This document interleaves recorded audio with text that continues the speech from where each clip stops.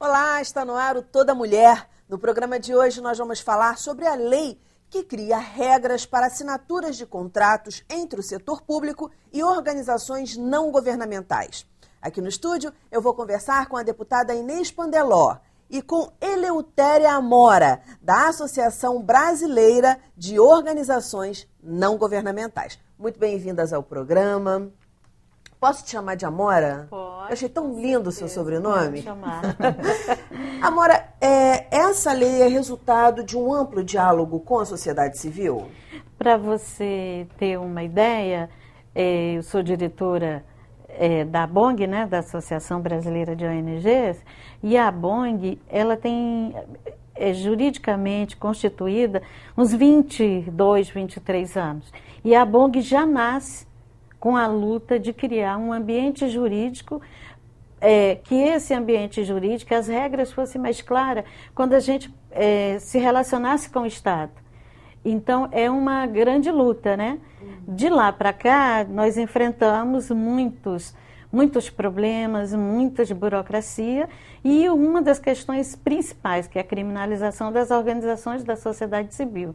É interessante que tem uma pesquisa da FASFIL, que apresenta que hoje no Brasil mostra que é impossível se fazer política pública sem ter a participação das organizações da sociedade civil. Nós somos mais de 300 mil organizações. Então, cada uma tem uma variedade imensa. A gente tem que pensar que nem todas as organizações vão fazer parceria com o governo. Porém, ao fazer esta parceria, ao desenvolver uma relação, ela deve ter um ambiente jurídico claro, com as regras claras, com prestação de conta, com transparência, mas não que fique um convênio, por exemplo, como eram as regras anteriores. Você fazia um convênio, tem organizações hoje que 10 anos, 15 anos depois está sendo cobrada de uma prestação de conta, de um equipamento que comprou com aquele recurso. Chega-se ao ponto de pedir a devolução de um aparelho de telefone 20 anos depois. Você acha então que entre convênio e essa nova legislação facilitou para as entidades? Então, é o que nós estamos... a deputada sabe que uma lei ela não é perfeita, mas nós acabamos de aprová-la, né? Ela entra em vigor, é importante falar que ela é uma lei nacional. O que ela muda? Ela, na contratualização, ela muda de convênio...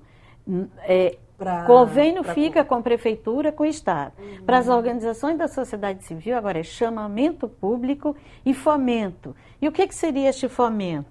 Esse fomento digamos que eu tenho uma ideia ou tenho uma situação que está alarmante, aquela organização ou um conjunto de organizações detecta aquela situação e apresenta ao gestor ou à gestora então, para fazer o chamamento público.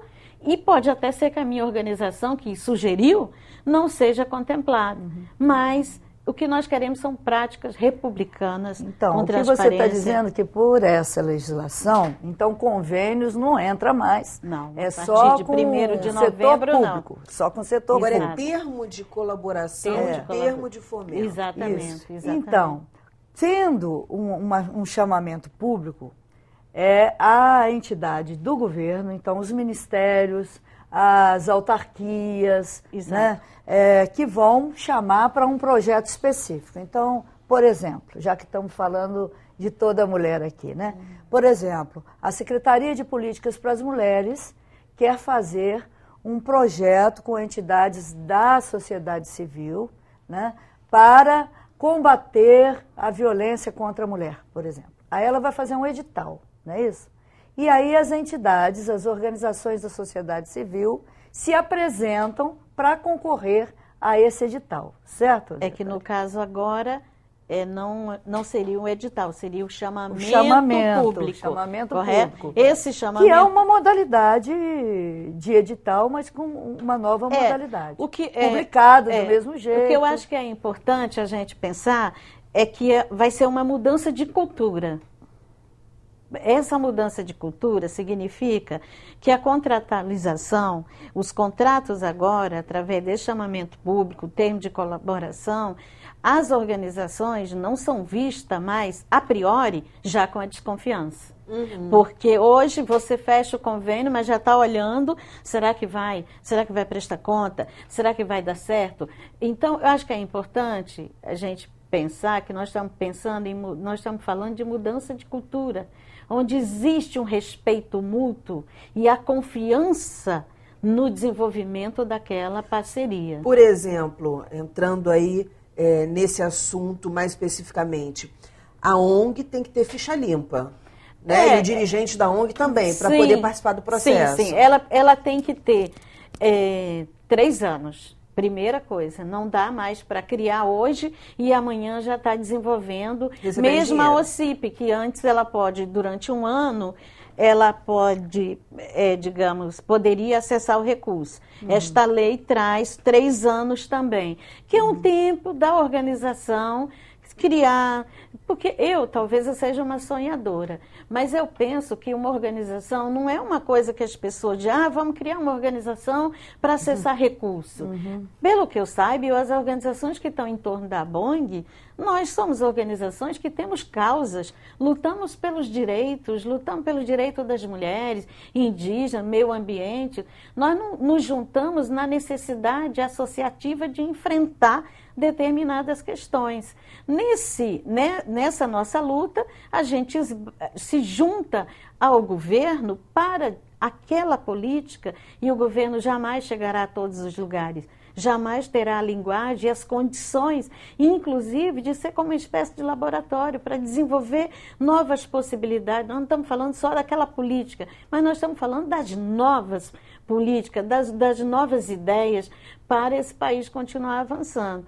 A ficha limpa, ela é importante para todas, dentro dessa ideia republicana, dentro da democracia, de aprimorar a nossa democracia. Isso eu acho que é a priori. E foi importante isso constar no texto. Claro.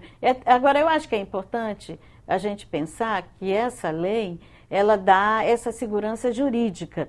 Mas a lei, a gente tem experiência, né, deputada, em relação à Lei Maria da Penha, que tanto se fala, é a segunda lei mais conhecida. Nós queremos transformar essa lei, que seja debatida, como é que se acessa recurso, porque está provado que muitas das ONGs ONG é um apelido, né? Não existe ONGs. A nossa legislação, nosso Código Civil, o que consta lá? O direito associativo. Você pode se associar. Você pode ser uma associação, você pode ser uma fundação e você pode ser uma cooperativa. A ONG é um apelido que eu digo que em determinado momento político deste país foi importante, porque ela nos diferenciava de outras políticas. Hoje nós já estamos vivendo outro momento. Então agora são organizações da sociedade civil, com cara, com endereço e sem medo de fazer contratualização com o governo e sem medo de ser transparente, de estar lá na sua página, agora, na internet. Quando fala dessa história que usou o termo ficha limpa, quer dizer, você falava antes dos convênios, que tem muitos convênios que as pessoas ainda estão devendo, que não prestaram conta, tiveram que devolver dinheiro. Então, quer dizer que essas pessoas que fizeram esses convênios e que não terminaram legalmente esses convênios, não poderiam participar desse chamamento público? Não.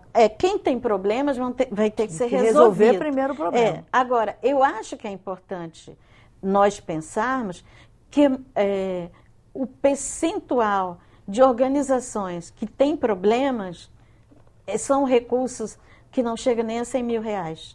Sim. Os problemas maiores são aqueles 20% de organizações que conseguem acessar milhares de recursos. E o outro lado, organizações que são criadas exatamente para criar um meio de desvio de recursos. Ora, em toda a sociedade, o que mais nós temos que combater é isso. É o desvio, é o mau caratismo. Por isso que é importante a questão da ficha limpa. Mas eu acho que a gente não pode se apegar só nisso. Eu acho que a gente tem que pensar o que essa organização na sociedade civil pode contribuir para a sociedade. E também tem que ter a participação de quem é beneficiado. Tem que ter prestação de conta da organização. Beneficiado tem que dizer, está sendo beneficiado mesmo com aquela política, com aquela entidade. Exatamente, porque são 3 anos, né, de prática na área. E além desses 3 anos, também demonstrar experiência. E aí que você está entrando nesse campo, mas eu queria que você explicasse como é que na prática isso vai ser possível. Vai ser ouvir os beneficiados? Tem várias maneiras de comprovar que aquela organização... Primeiro, a organização ela tem um estatuto.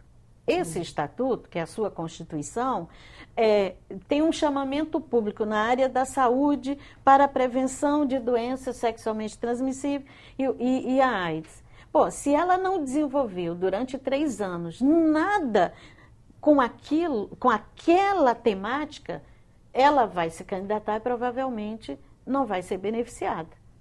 E ao ser beneficiada, ela vai ter que comprovar. Ela comprova com declarações de outras organizações congêneres, ela comprova também com autoridades que conhecem o trabalho, que já desenvolveu parceria.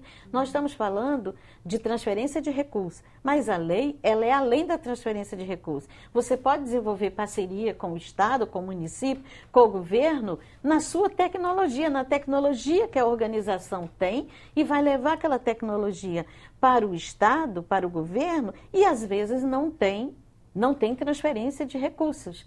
Tem a transferência de tecnologia sem haver o uso disso. Então, acho que tem várias maneiras da organização comprovar e do gestor e da gestora poder saber se aquilo é real. Agora, cria uma responsabilidade tanto para o gestor, a gestora, como para a dirigente, ou as dirigentes, os dirigentes da organização. E uma outra coisa é que simplifica as prestações de conta até R$600 mil. Não, a gente vai entrar nesses detalhes no segundo bloco. Eu vou pedir um intervalo agora. E no início do segundo bloco, deputada, eu já vou deixar uma pergunta para a senhora no ar. Que é a seguinte, a Amora está defendendo que as organizações não governamentais são fundamentais, que o Estado, e quando a gente fala Estado, a gente fala de Estado brasileiro, não consegue chegar a todos os lugares. Eu queria ouvir a sua opinião no início do segundo bloco. A gente vai para um breve intervalo e volta já já. Não desgruda.